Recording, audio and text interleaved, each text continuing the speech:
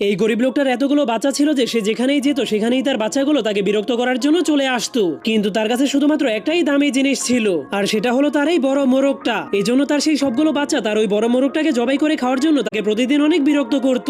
কিন্তু লোকটা তার সেই প্রিয় মোরগটাকে মেরে ফেলার সাহস করতে পারতো না। কিন্তু একদিন তার সেই মোরগটা ভুল করে একজন ধনী মানুষের বাড়িতে চলে যায়। এরপর সেই ধনী লোকের মুরগিগুলোর সাথে নাচতে শুরু করে দেয়, যা দেখার পর সেই কিপটা লোকটা সেই মোরগের উপর অনেক রেগে যায়। এরপর সেই গরিব লোকটার কাছে গিয়ে বলে, যদি তোর মুরগি আবার আমার বাড়িতে আসে তাহলে আমি তোর মুরগিকে মেরে খেয়ে ফেলবো। যা শোনার পর সেই গরিব লোকটা অনেক চিন্তায় পড়ে যায়, কারণ যদি সেই ধনী লোকটা তার মোরগটাকে জবাই করে খেয়ে ফেলে তাহলে তার বাচ্চারা একটুও মাংস খেতে পারবে না। আর যদি একবার তার বাচ্চাগুলো মোরগের মাংস খেয়ে মজা পেয়ে যায় তাহলে তারা কখনোই শুধু ডাল ভাত খেতে চাইবে না। এজন্য সে অনেক চিন্তা ভাবনা করার পর সে সিদ্ধান্ত নেয় সে তার মোরগটাকে তার ধনী চাচাকে উপহার দিয়ে দিবে। তখন সে আশা করছিল এর পরিবর্তে তার চাচাও তাকে অনেক কিছু উপহার দিবে, কিন্তু যখন তার চাচা এই কথাটা জানতে পারে তখন সে অনেক অবাক হয়ে যায়। এজন্য সে তাকে বলে, যদি তুমি তোমার বাচ্চাদেরকে এই মোরগটা খাইয়ে দিতে